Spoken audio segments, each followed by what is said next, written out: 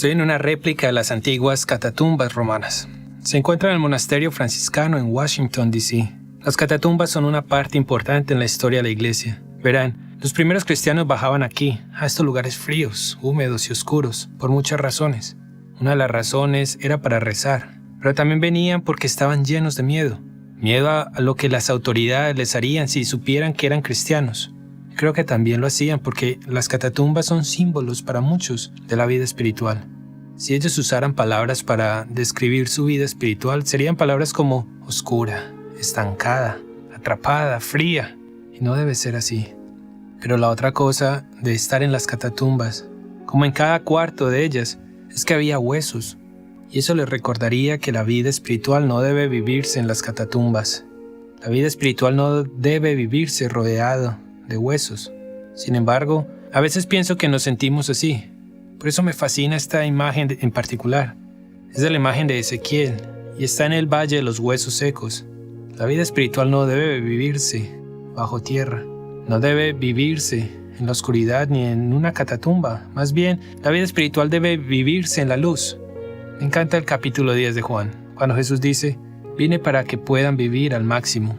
La gente me dirá: es que, Padre Dave, simplemente no siento como si viviera así. No siento vivir mi vida al máximo. No me siento vivir como Jesús pensaba. Quiero decir, cuando Jesús dijo vivir al máximo, no creo que eso sea lo que estoy experimentando. Alguien me dijo una vez, cuando Jesús iba a la cruz y en todo lo que se iba a convertir ese acto sorprendente, me dijo: no creo que mi vida espiritual sea como Jesús lo tenía pensado. Me siento seco, estancado. Siento que no hay vida en mí. Creo que debe haber algo más. Al mirar atrás, cuando fui ordenado sacerdote, es decir, yo creía en el Espíritu Santo, creía en el Padre, el Hijo y el Espíritu Santo. Me era muy fácil relacionarme con el Padre, era fácil relacionarme con Jesús, y solo tenía una relación superficial con el Espíritu Santo. Pero me di cuenta, tras 5 años de ordenación, que algo faltaba en mi vida. Sentía un hoyo en mi corazón, un vacío. Y cuando sentí el vacío, no estaba con Dios como Él quería. No estaba viviendo como Dios quería que yo viviera. Y entonces clamé al Señor: ¿qué me falta, Señor? ¿Qué es lo que me falta? Y fue en ese momento que llegó un cura al pueblo donde yo vivía y nos dio una plática de 2 horas sobre el Espíritu Santo, los hechos de los apóstoles y la experiencia de Pentecostés.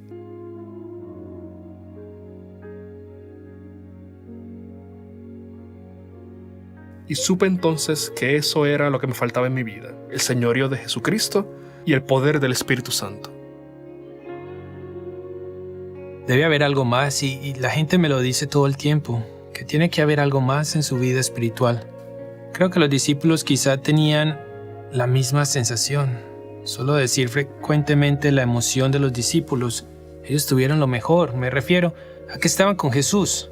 Se podría pensar que tenían todas las ventajas en el mundo. Vieron a Jesús resucitar de entre los muertos.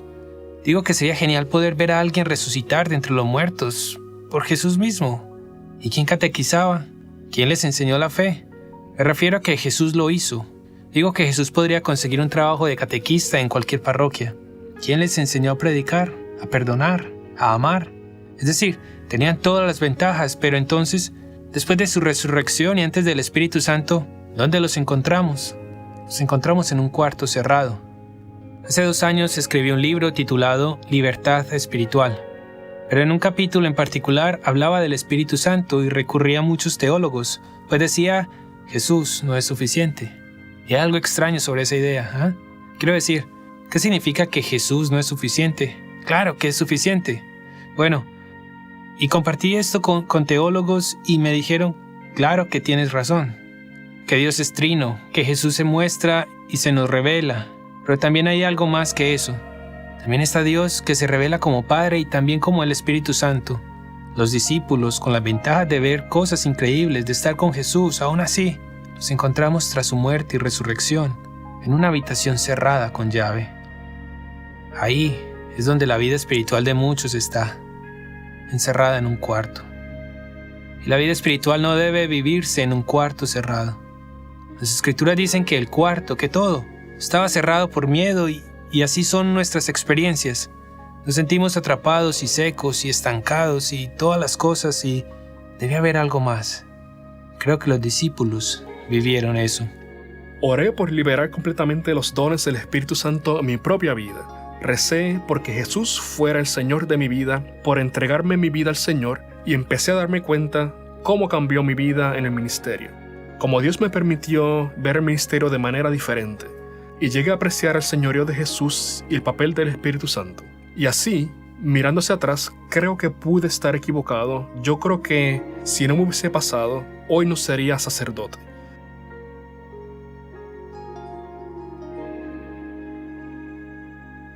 Porque seguro me habría convertido en un cura muy enojado, criticón y de juicio negativo.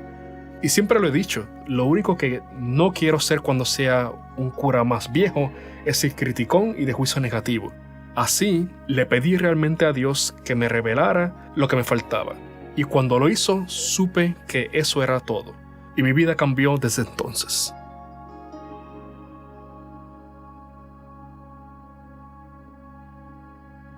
El Espíritu Santo estaba presente y fui bautizado no solo con agua, sino con el Espíritu Santo. Él estaba en mí. Él me transformaba y estaba presente. Fue maravilloso, casi demasiado, casi como decir, Señor, ¿puedes alejar tu presencia? Tenía en mi mente la idea de la enorme paloma del Espíritu Santo sobre mí, siguiéndome durante 3 días. Literalmente lo podía ver con los ojos en mi mente. Con todos los que me encontraba, ahora los veía de una forma diferente. Esta novedad de la vida era real y la presencia del Espíritu Santo era casi demasiado para mi corazón. Si miramos las Escrituras en los Hechos de los Apóstoles, cuando primero los discípulos vivieron el Espíritu Santo, las Escrituras son muy poderosas. Dice, esperen la promesa del Padre, de la cual les he hablado. Dicen que cuando se reunieron, Jesús llegó y dijo, vayan a Jerusalén y esperen la promesa del Padre.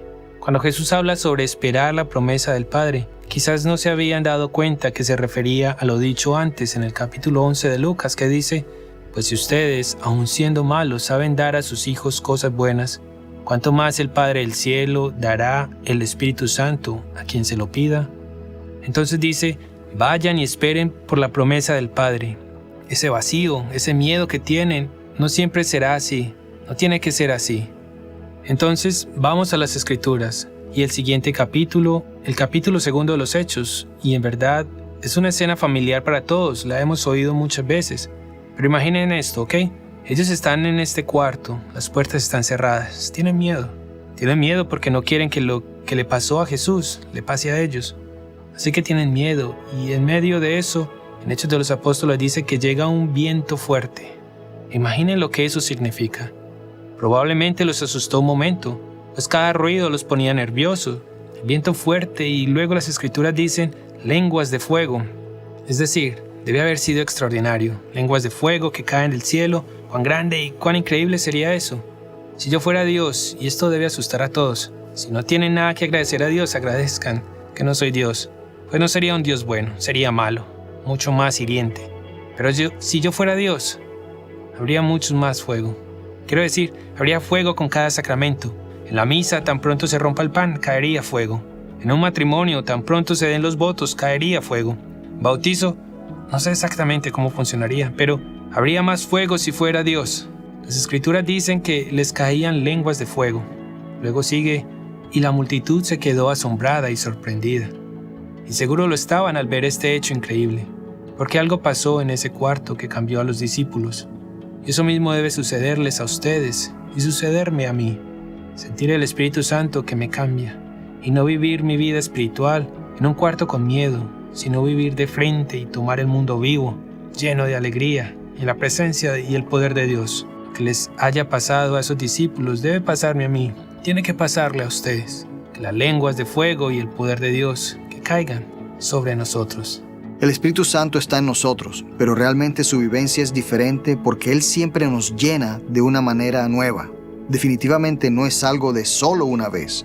La idea que el Espíritu Santo llega y ya no es así. Hay un bautismo en el Espíritu, pero hay muchas formas de llenarnos, porque el Espíritu Santo nos llena una y otra vez.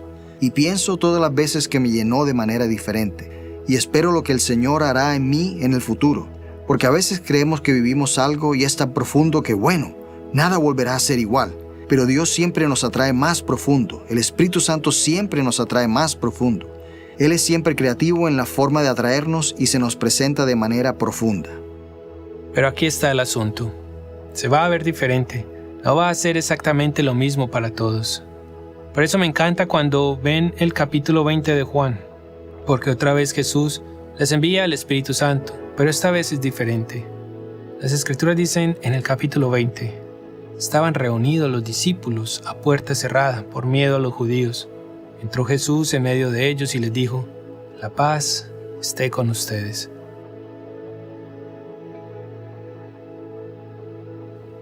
Imaginen eso un segundo. Temían que lo mismo que le pasó a Jesús, quien ponían toda su esperanza, les pasara a ellos. Sus corazones están rotos. Creo que no podremos entender el sentido de la desesperación. Y Jesús llega con ellos y les dice, paz, paz.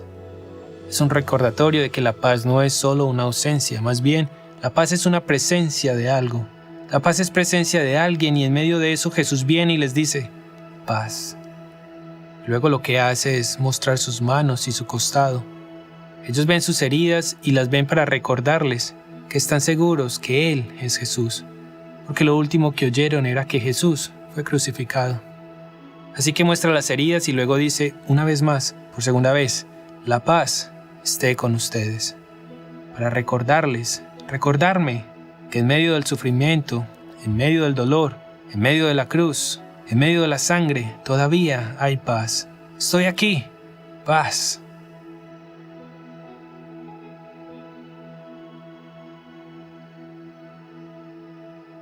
Y por último Jesús les dice, como el Padre me mandó a mí, así los envío yo también. Dicho esto, sopló sobre ellos y les dijo, reciban el Espíritu Santo. No hay lenguas de fuego, no hay viento, solo paz. Paz y un aliento.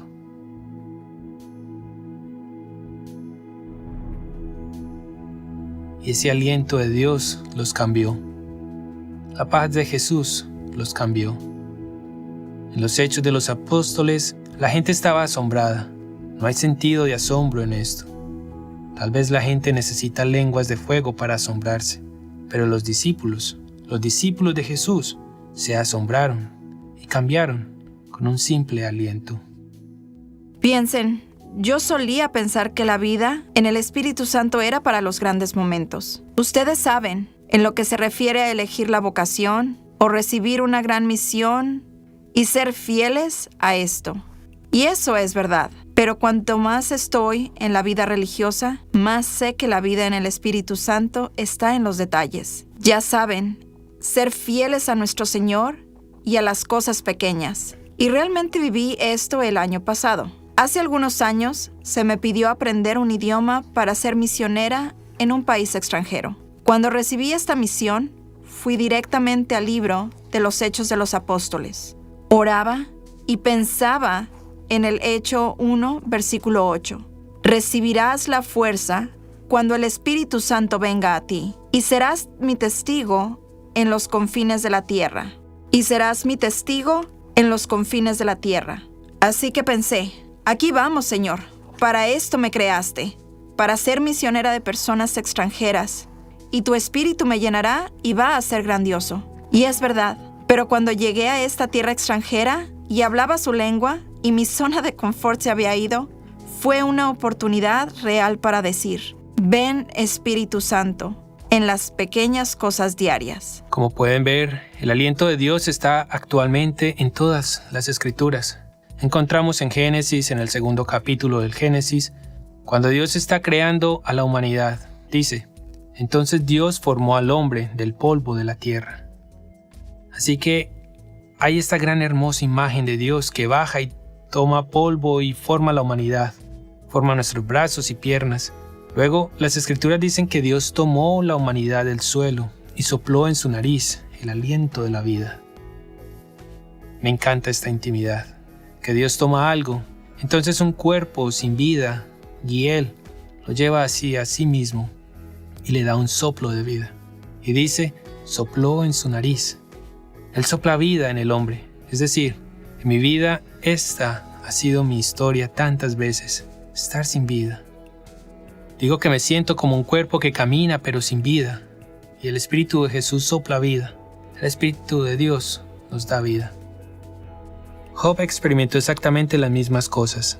El Espíritu de Dios me hizo y el soplo del Omnipotente me dio vida.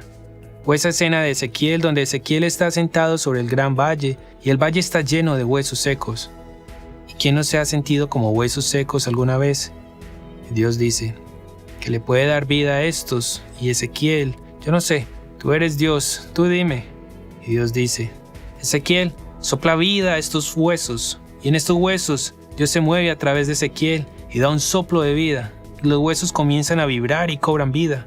Esa es mi historia, es tu historia. Es la que cada uno en algún momento ha tenido la experiencia de los huesos secos. Y Dios quiere dar vida a la sequedad de nuestro corazón. Un soplo de vida al miedo en mi corazón. Un soplo de vida en mi pasado porque a menudo no estoy vivo y me siento atrapado por mi pasado. O lo que sea ese cuarto que nos atrapa con ira, frustración, daño, arrepentimiento, pecado y quebrantamiento y todo eso. Da un soplo de vida a eso, Señor, porque no puedo hacerlo yo solo. No te puedo tener fe por mí mismo. No puedo amar a mi esposa por mi propia fuerza y mi propio poder. Dame vida para que pueda estar radicalmente vivo, para que pueda experimentar la plenitud que tienes para mí. Fue un cambio tan radical de quién era yo, y por lo que me esforzaba o por lo que pensé que tenía que trabajar. ¿Por qué te esforzaste? Oh, me esforzaba por la perfección. Me esforzaba por lo que parecía ser en el exterior. Un matrimonio hermoso e hijos que lograran altas metas. Y una casa hermosa e ir a misa ante todos los domingos. Siempre había tenido tanto control de mi vida. Siempre podía encontrar una salida para todo. Fue realmente la primera vez que no pude hacerlo. Y puedo recordarme en el auto diciendo, Dios, realmente lo hiciste. Me pusiste en un lugar en el que no tengo nada más que tú. Así que el Espíritu Santo te conduce a este lugar donde la única opción que tienes es o bien contar con Él y confiar en Él o quebrantarte y arder. Sí, y rendirme. La única opción que tienes es la absoluta entrega a Dios. Tenemos que estar preparados para un sentimiento de asombro. Algunas cosas a donde el Espíritu Santo nos guía son simples. Cualquiera puede decirlas. Otras cosas son tan grandes y más allá de lo que nosotros jamás imaginamos, que nos preguntamos de dónde vienen.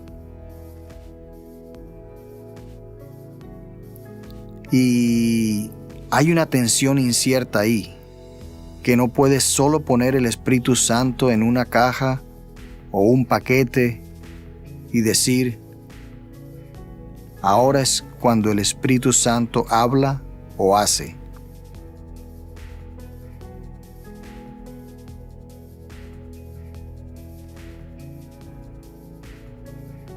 Ahora el Espíritu Santo vendrá con poder como Dios quiere que venga con poder.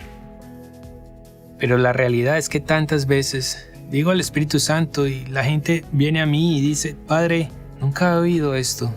Es como el texto de los Hechos de los Apóstoles. Las Escrituras dicen, Pablo recorrió las regiones del interior y llegó a Éfeso. Allí encontró a algunos discípulos y luego los dice, ¿recibieron ustedes el Espíritu Santo cuando creyeron? No, ni siquiera hemos oído hablar del Espíritu Santo, respondieron. Creo que esta es la historia de mucha gente. Digo, quizá piensan en el Espíritu Santo, la confirmación, la paloma, ese tipo de cosas. Pero este Espíritu Santo que viene empoderado, este Espíritu Santo que viene con el aliento de vida, eso simplemente no es una experiencia de mucha gente. Lo que más recuerdo es que la gente se acerca y me dice, Padre Dave, nunca he oído hablar de tal cosa. Es trágico. Lo que necesitamos es el aliento de vida del Espíritu Santo. No podemos hacerlo por nosotros mismos. No podemos vivir esta vida por nosotros mismos. Ustedes necesitan el aliento de Dios. Yo necesito el aliento de Dios. Así que este es mi desafío. Aquí va mi invitación para ustedes hoy. Digamos 5 veces. 5 veces para tomar un momento y detenernos. Solo tomar un aliento, pidiendo literalmente a Dios que respire dentro de ustedes, que respire vida dentro de ustedes. Siempre he tenido este rosario de una década conmigo. Lo que digo es que a menudo solo rezo, ven Espíritu Santo, ven Espíritu Santo. Hice un trato con Dios. Cuando paso las cuentas del rosario a través de mis dedos, mi oración es, ven Espíritu Santo. Así que aquí está mi invitación para ustedes, 5 veces hoy. Deténganse, respiren y digan 10 veces, Espíritu Santo, ven, ven, Espíritu Santo. Háganlo 10 veces y luego sigan. Luego paren, háganlo 10 veces más y cada vez digan, da vida a estos huesos secos. Y ahora la otra cosa. Solo 10 minutos en los próximos días. Tómense un momento y lean los primeros 2 capítulos de los Hechos de los Apóstoles o el capítulo 20 de Juan sobre el envío del Espíritu Santo. Mi invitación es, si tienen las agallas, recen. Jesús, hazme lo mismo que le hiciste a los discípulos. Hazme lo mismo. Quizás tenga el mismo encuentro, la misma experiencia, ese mismo poder, ese mismo fuego, ese mismo aliento de Dios. Lo que les hiciste a ellos, házmelo a mí. Jesús, te doy permiso para dar vida a este corazón, a esta alma que te anhela, que anhela por más. Sopla vida en mí. Dios mío, te pido que derrames tu Espíritu Santo, que el Espíritu de Jesús que les sople vida a ustedes. Que Dios los bendiga en el nombre del Padre, y del Hijo, y del Espíritu Santo. Amén. Oh Spirit, come. Oh Spirit, come. Oh Spirit, come. Oh Spirit, come. Oh Spirit, come. Oh Spirit, come. Oh Spirit, come. Oh Spirit, come. Oh Spirit, come. Oh Spirit, come. Oh Spirit, come. Spirit, come. Oh Spirit, come. Oh Spirit.